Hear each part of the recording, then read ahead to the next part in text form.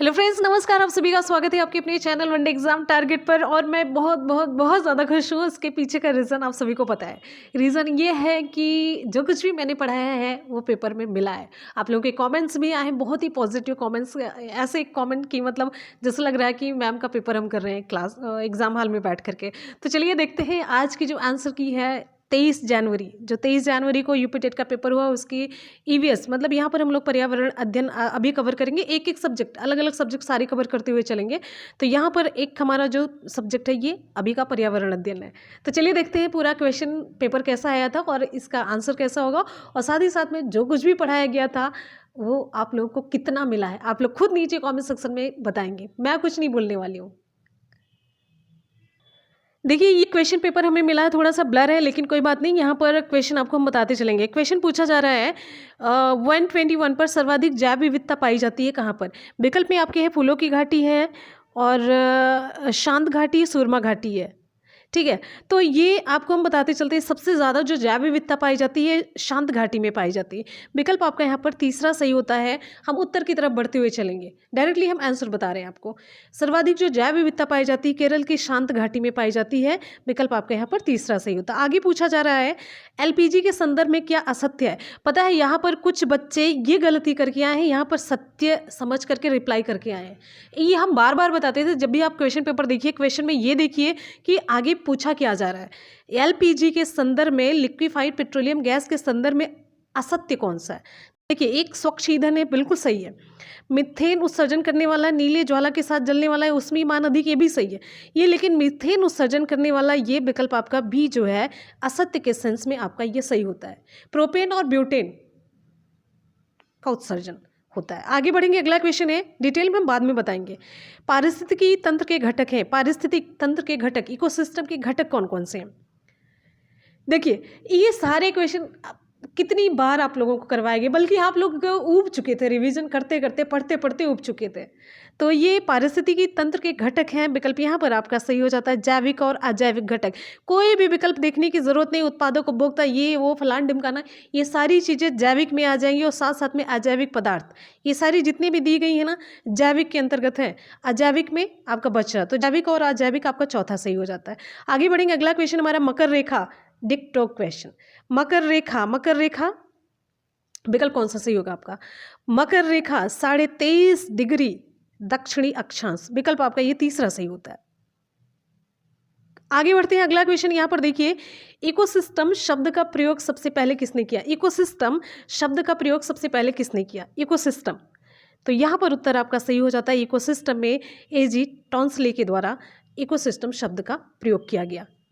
आगे बढ़ेंगे, अगला क्वेश्चन हमारा नेक्स्ट, निम्न में से कहाँ आर्सेनिक द्वारा जल प्रदूषण सर्वाधिक है। आर्सेनिक द्वारा जल प्रदूषण, ये कई बार क्वेश्चन करवाया गया। आर्सेनिक द्वारा जल प्रदूषण, उत्तर प्रदेश नहीं सही होगा। सबसे ज़्यादा आपका सही हो जाता है, विकल्प आपका दूसरा सही होता है, पश्चिम बंगाल में। सही जवाब इसका पश्चिम बंगाल है।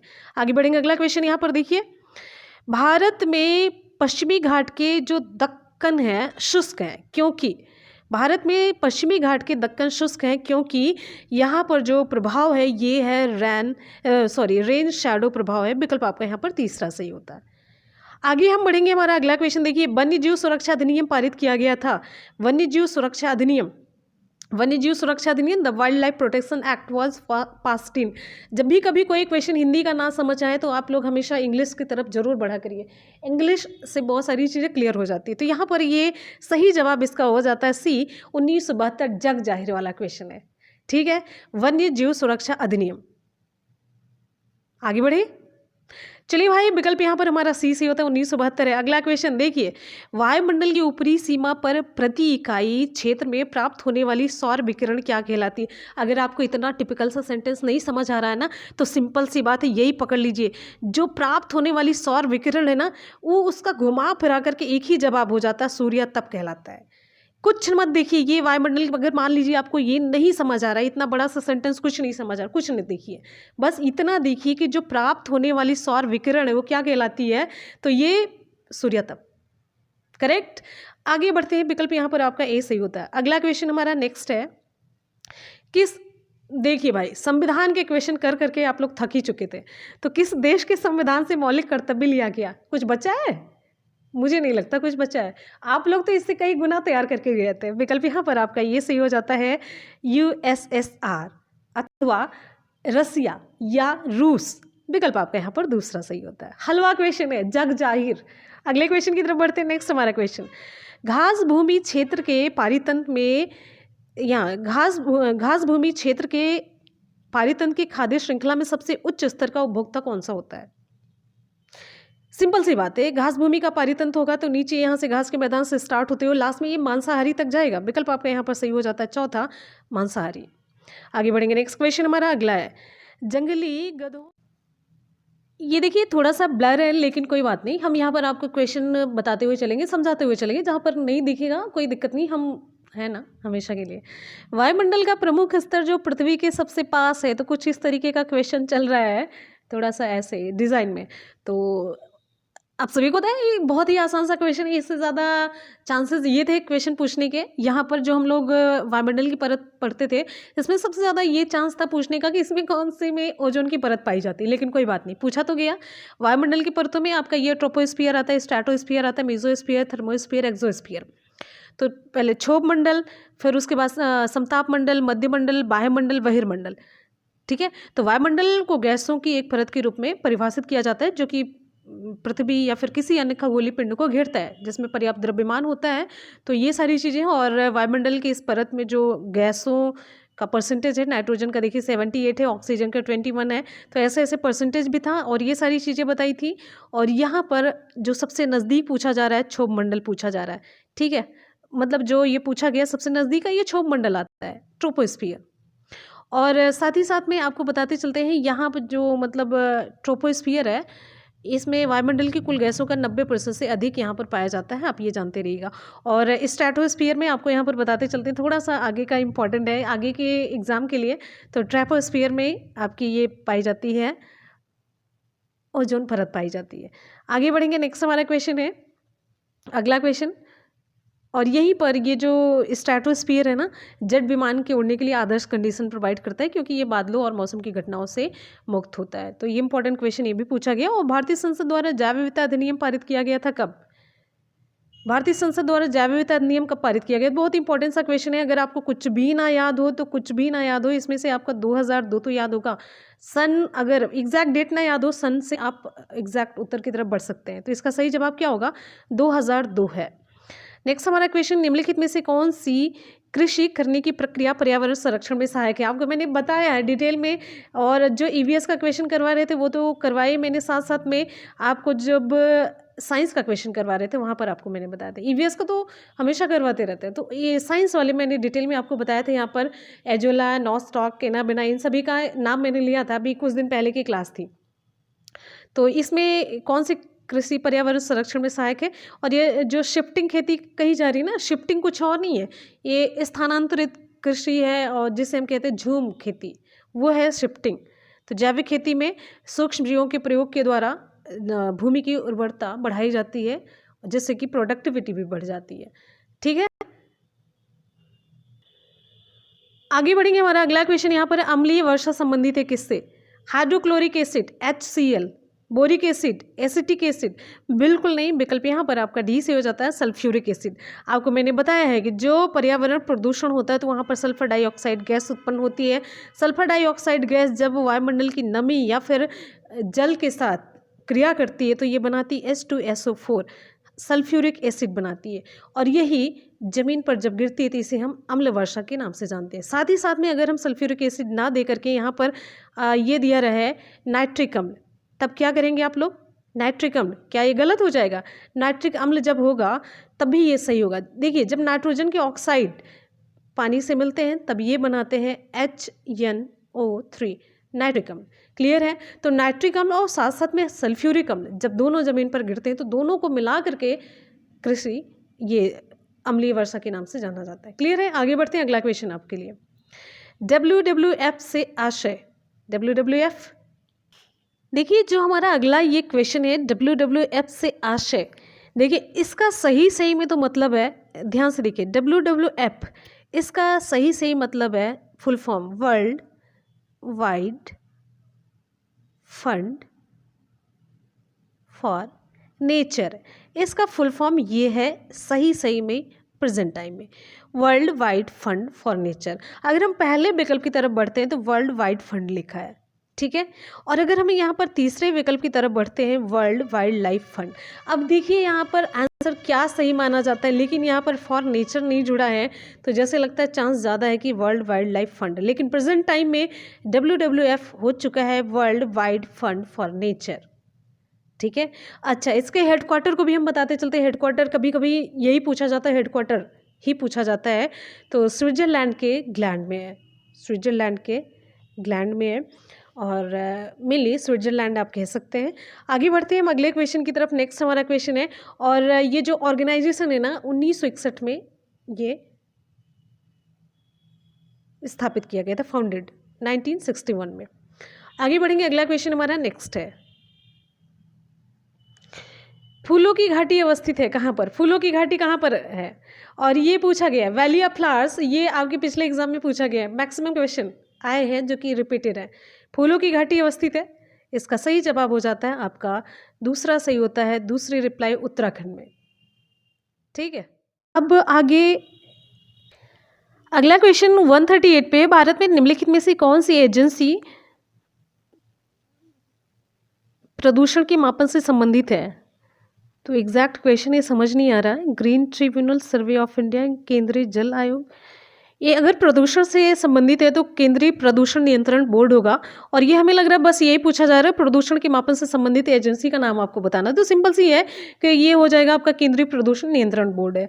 आगे बढ़ेंगे, ये कोटोपैक्सी, कोटोपैक्सी पूछा जा रहा है।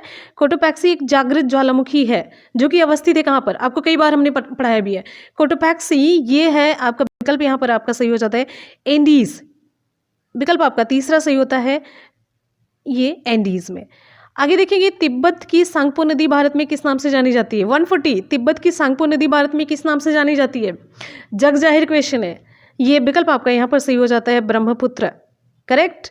नेक्स्ट क्वेश्चन हमारा, ध्रुव तारा कहा जाता है, सेम रिपीट किया गया क्वेश्चन, पिछले एग्जाम में आपसे पूछा गया, ये भी और सांगपो नदी भी। ध्रुव तारा कहा जाता है किस तारे को। अब बताइए, जिस भी बच्चे ने ये 1 और 2 लगाया कितना कंफ्यूज्ड है। हम तो कह रहे हैं बस मेरी ही क्लास देख लिया होता तब भी सही हो जाता। तो ये ध्रुव तारा, और ना भी देखा होता तो गांव देहात से अगर संबंधित है तो मतलब घर गृहस्थी से, तो कुछ ना कुछ ये चर्चा होती रहती। ध्रुव तारा, उत्तरी तारे को विकल्प आपका यहाँ पर पहला सही होता है। आगे बढ़ेंगे, अगला क्वेश्चन, भारत में प्रोजेक्ट टाइगर प्रारंभ किया गया। भारत में प्रोजेक्ट टाइगर की शुरुआत बताइए जल्दी से, किसको नहीं पता ये सारे क्वेश्चंस। तो ये विकल्प आपका चौथा सही होता है 1973। अगला क्वेश्चन हमारा, क्वेश्चन पूछा जा रहा है, कान्हा राष्ट्रीय उद्यान भारत के किस राज्य में स्थित है। जग जाहिर वाला क्वेश्चन पूछा जा रहा है कि नहीं। कान्हा राष्ट्रीय उद्यान, जिसे Kanha tiger reserve, Kanha tiger reserve जिसे हम कान्हा राष्ट्रीय उद्यान के नाम से भी जानते हैं, ये ना भारत के बाघों का जो भंडार है उसमें से एक माना जाता है, और भारत के मध्य में स्थित है। कहाँ पर, मध्य प्रदेश में। इसका सही जवाब हो जाता है विकल्प डी, मध्य प्रदेश, और ये मध्य प्रदेश का सबसे बड़ा राष्ट्रीय उद्यान है। अच्छा, कान्हा राष्ट्रीय उद्यान की स्थापना कब हुई थी। 1 जून 1955 को हुई थी, 1955 में, ठीक है। चलिए भाई आगे बढ़ते हैं, अगला क्वेश्चन हमारा नेक्स्ट है, कान्हा किसली, ये सभी मध्य प्रदेश। क्वेश्चन किया हुआ है कि नहीं किया हुआ है, सब किया हुआ है ना। चलिए आगे बढ़ते हैं भाई, अगला क्वेश्चन ये देखिए, लखनऊ समझौता 1916 किन दो के मध्य हुआ था। जब हम हिस्ट्री का क्वेश्चन करवाने लगते थे ना ईवीएस में, तो आप लोग कहते थे कि ये कौन सी क्लास चल रही है, ये ऐसे क्वेश्चन करवाइए जो कि एग्जाम में पूछा जाता। तो आपको मैंने बताया ईवीएस ऐसे सब्जेक्ट का कॉम्बिनेशन है ना जहाँ पर आपको सोशल साइंस साथ साथ में संविधान, सोशल साइंस में ही आ जाएगा, सिविक्स का पोर्शन वो भी आता है, साइंस भी आता है, फिर उसके बाद से आपका ईवीएस तो आता ही है, पर्यावरणीय अध्ययन। तो इतने सारे सब्जेक्ट मिला करके होते हैं, और एक एक नंबर क्या, एक एक पॉइंट हमारे सिलेक्शन के लिए इंपॉर्टेंट होता है, राइट। तो ये देखिए, लखनऊ समझौता 1916 में, ये सही हो जाता है विकल्प आपका ए, कांग्रेस और मुस्लिम लीग के मध्य।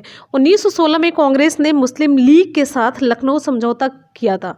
तो ये लखनऊ समझौता करके हिंदू मुस्लिम एकता को बढ़ावा देने का प्रयास किया गया था, और यही कार्य खिलाफत आंदोलन के माध्यम से गांधी जी के द्वारा किया गया, ठीक है। और आपको बताते चलते हैं 1928 की नेहरू रिपोर्ट में पृथक निर्वाचन मंडल को अस्वीकार कर संयुक्त निर्वाचन की बात की गई थी। तो ये सारी डिटेल बातें हो जाती हैं। हालांकि मुझे अभी प्रेजेंट टाइम में इतना ही जानना है। विकल्प आपका यहाँ पर पहला सही हो जाता है, कांग्रेस व मुस्लिम लीग के मध्य समझौता हुआ था। ठीक है, आगे बढ़ेंगे। हमारा अगला क्वेश्चन नेक्स्ट है। अच्छा, एक क्वेश्चन आपके लिए यहाँ पर छोड़ के जाते हैं आदत के अकॉर्डिंग। तो ये आप बताइए, देखिए भारतीय राष्ट्रीय कांग्रेस का जो 1916 का लखनऊ अधिवेशन था, ध्यान से सुनिएगा, भारतीय राष्ट्रीय कांग्रेस का 1916 का लखनऊ अधिवेशन, उसकी अध्यक्षता किसने की थी? पता है, ये हमेशा लगता है कि अगर आप लोग देख रहे हैं ना तो आगे एग्जाम के लिए भी आप तैयार हो जाए। एक आध क्वेश्चन अगर आपको एक्स्ट्रा हम दे ही दे रहे हैं तो इसमें गलत क्या है? कुछ नहीं ना, बच्चों का लालची होना और टीचर को मतलब भर भर के देना, ये वाली जो क्वालिटी होती है ना, टीचर भर भर के दे और बच्चे के अंदर एक लालच रहे और, तो ये बड़ी अच्छी सी बात मानी जाती है। तो आपको बताना है, विकल्प में हम नहीं देंगे, आपको डायरेक्टली आंसर बताना है। चलिए आगे देख लेते हैं फटाफट से। 145, जंगली गधों का अभ्यारण्य कहाँ पर है? जंगली गधों का अभ्यारण्य, विकल्प यहाँ पर आपका सही हो जाता है चौथा, गुजरात में कच्छ के रण में है। अगला क्वेश्चन हमारा कार्बन डेटिंग संदर्भित करता है। कार्बन डेटिंग किसके लिए उपयुक्त है? कार्बन डेटिंग, तो यहाँ पर देखिए चट्टानों की शक्ति मापन, बिल्कुल इनमें से सभी श्वेत पट पर लिखने का, ये देखिए प्राचीन स्थानों में मौजूद हड्डियों या सामग्रियों के आयु मापन के लिए कार्बन डेटिंग एज वो मापी जाती है कि कितने समय की है, ये कितनी पुरानी है। विकल्प आपका यहाँ पर चौथा सही होता। आगे बढ़ेंगे। संविधान सभा ने कब राष्ट्रगान को अपनाया था? संविधान सभा ने राष्ट्रगान को कब अपनाया था? संविधान सभा ने राष्ट्रगान को अपनाया था, यहाँ पर आपका सही हो जाता है। देखिए इसमें बिल्कुल भी कन्फ्यूजन वाली बात नहीं थी, बिल्कुल भी। एक तो वो 26 जनवरी 24 जनवरी इन सभी में कन्फ्यूजन होता, तो विकल्प बहुत ही अच्छा सा दिया है। तो ये देखिए आपका विकल्प हो जाता है चौथा सही, 24 जनवरी 1950 को। सही है ना? आगे बढ़ेंगे। अगला क्वेश्चन है, बायो मैग्निफिकेशन किसे कहते हैं? बायो मैग्निफिकेशन, ये आपको मैंने याद होगा, मुझे क्वेश्चन याद है, डीडीटी के संदर्भ में मैंने बताया था आपको। बायो मैग्निफिकेशन, बायो मैग्निफिकेशन जो होता है मतलब कोई चीज़ बढ़ जा रही है। बायो मैग्निफिकेशन एक होता है ना, मैग्निफिकेशन आवर्धक लेंस होता है, तो किसी चीज़ को बड़ा करके दिखाता है। तो ये बायो मैग्निफिकेशन में होता है कोई चीज़ ऐसी है कि जो वो बढ़ती जा रही है, विषैली चीज़ होती है, उसका सांद्रता, उसकी जो कॉन्सेंट्रेशन होती है ना ट्रॉपिक लेवल पे बढ़ती जाती है।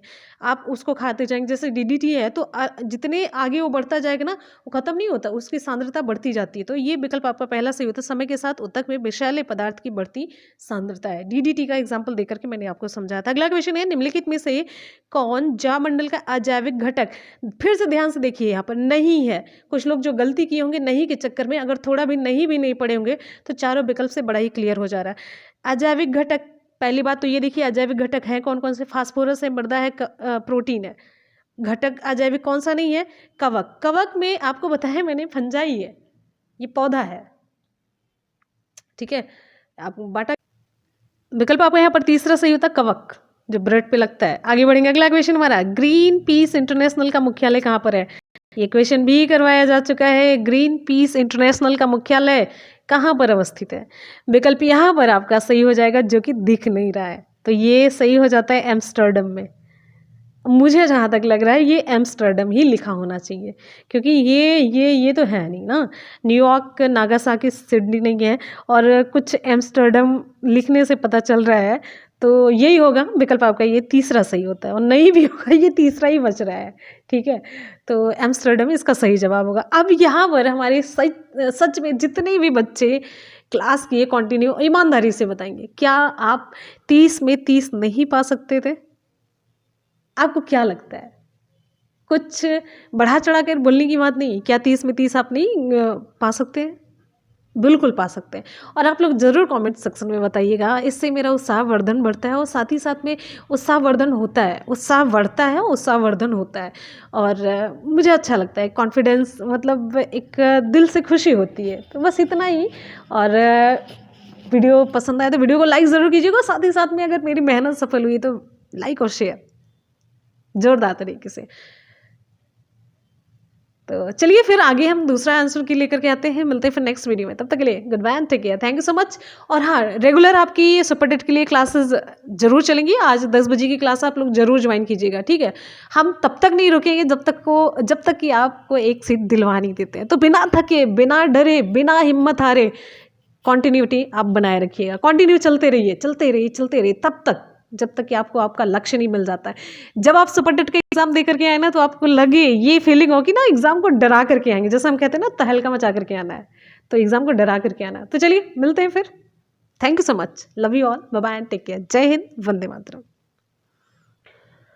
और हाँ, साथ साथ में आप लोग अपनी स्कोरिंग बताएंगे नीचे कमेंट सेक्शन में कि कितना आप लोगों ने स्कोर किया है, कितना 30 में से आपका कितना सही हो रहा है। जल्दी से नीचे बताइए कमेंट सेक्शन में, फटाफट से वेट कर रहे हैं। Thank you.